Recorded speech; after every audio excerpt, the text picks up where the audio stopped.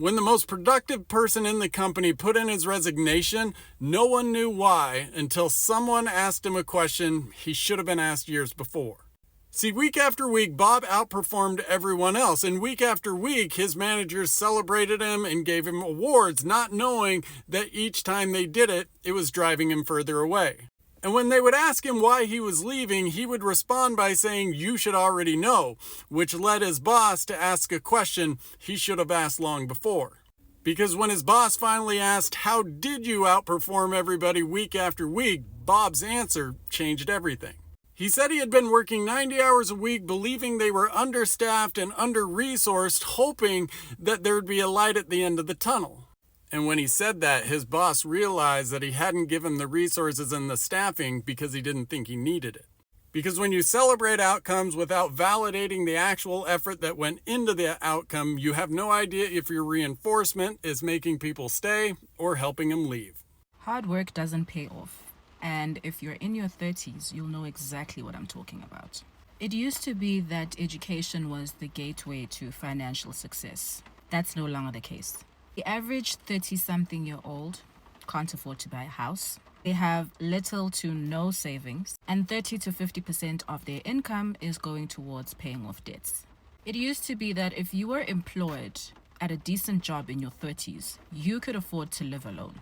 Now, more and more young adults in their 30s still living at home with their parents. Something as simple as procreation, which is necessary for the existence of the human race, is now viewed as a luxury.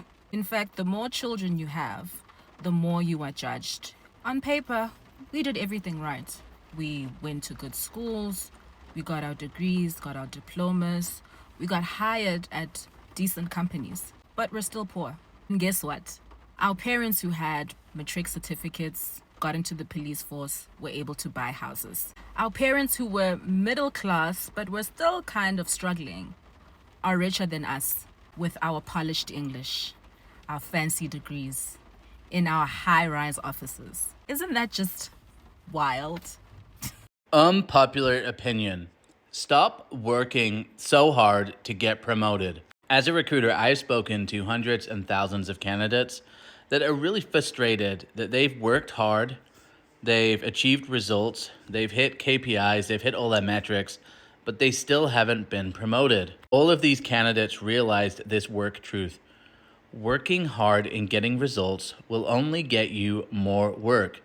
And more than likely, it will be unpaid work. The people that get promoted are people who are most likable and the people who have built relationships with the stakeholders and the decision makers. So if there's a director or a VP that is in charge of who gets promoted, you want to build a relationship with them and you want to be likable. The easiest way to be likable is good old-fashioned sucking up. Telling them that they're doing a great job. Telling them that you really enjoy working at the company. Telling them that you're excited about the direction the company is going in and you can't wait to be a part of it. That's right. Good old-fashioned sucking up is the key to getting promoted, not working hard and hard and hard over and over again. Corporate tip from an HR girl. Be careful how fast you are getting things done. People are looking at you, and sadly, the hardest working employees get rewarded with more work. For example, if someone writes you on Slack, they email you, you do not have to answer right away. That is getting them in the habit that you are always going to do that. So the moment you do not answer them right away, they are not going to like that. When I first started corporate America, when I would get an assignment, I would finish it so quick. And guess what I would get when I was done? More work. I'm not saying that you shouldn't work. You should work, but just be careful how quickly you are doing it. This is why I always tell you guys, the people who get promotions, get rewarded the most, aren't the people who do the most. They're the people who do half as much, and they talk about it twice as much. That's the only difference. And they are great at storytelling and using analytics. I think some people are like, girl, you mention KPIs and metrics all the time, because that's what corporations care about. They care about their numbers. How are you helping the company? They want to know how much money you save them. They want to know KPIs and metrics. Now I'm ranting, but you guys get my original point. And if you ever need help on strategizing whatever the HR issue may be, book a session with me. I'm always available on Saturdays to talk. Here's something I wish someone had told me early on in my career. You do not get promoted by working hard and getting the best results. In fact, that's probably the easiest way not to get promoted and to be stuck in the same role. In fact, you see people who get promoted do one thing and one thing only. They suck up and they build relationships with the people who make decisions. They get on their good side and they're likable. That means going to things like the happy hours or the pizza parties or the nights out, and then finding people who are in leadership and management and literally sucking up to them. This is probably why you've worked really hard and you've gotten results in the past, but you haven't been picked to get promoted. It's because you've been spending time focusing on the wrong thing. I've never seen somebody get promoted who wasn't likable or on the good side of the people who make those decisions. So instead of just focusing on working really, really hard, you need to focus on basically sucking up to management and leadership. That's how you get promoted in corporate America. The happiest people at most companies are the people who do the least. They show up to work every day. They do the bare minimum. Nobody asks them for much because they know they're not going to do much. They collect their check and they go on their way. They love it.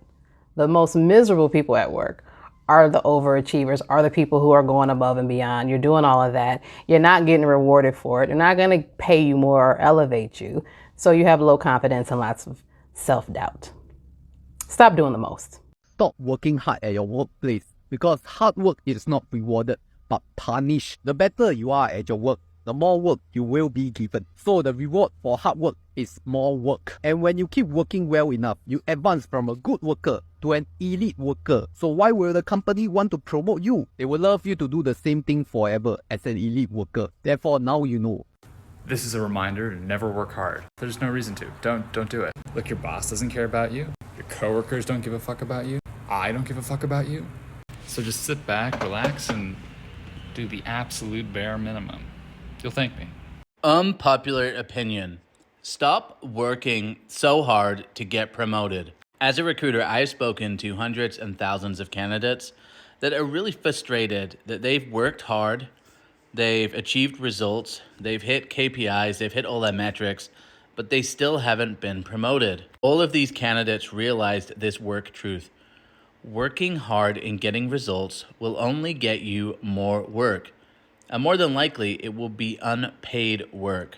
The people that get promoted are people who are most likable and the people who have built relationships with the stakeholders and the decision makers. So if there's a director or a VP that is in charge of who gets promoted, you want to build a relationship with them and you want to be likable. The easiest way to be likable is good old-fashioned sucking up. Telling them that they're doing a great job. Telling them that you really enjoy working at the company. Telling them that you're excited about the direction the company is going in and you can't wait to be a part of it. That's right. Good old-fashioned sucking up is the key to getting promoted, not working hard and hard and hard over and over again.